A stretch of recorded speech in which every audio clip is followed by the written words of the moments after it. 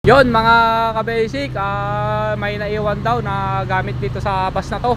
Parang importanteng mahalaga yun mga ka-basic. Tanong natin sa konduktor.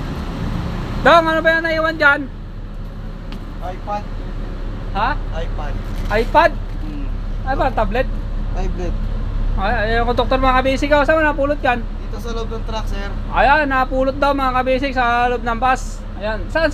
Sa upuan lang naiwan? Sa upuan po, sir. Pasahero mga ka-basic, ganda pa naman. Ayan, naiwan. Babalik natin sa may-ari, ayan mga ka-basic. Ayan, i-share natin yung video natin para makarating sa may-ari. Ito, ganda pa naman naiwan. Tablet pa, tablet na. iPad, sir. Ha?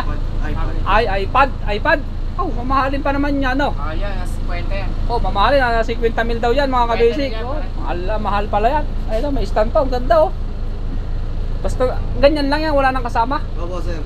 Ayan, ganun lang pala yun na naiwan ng konduktor natin mga kabisi. Pogi talaga ng mga konduktor natin, mga honest pa. Pogi na, mababait pa. Ayan, nagsasauli ng mga gamit. Yan, ganyan kababait ang mga empleyado namin mga kabasic.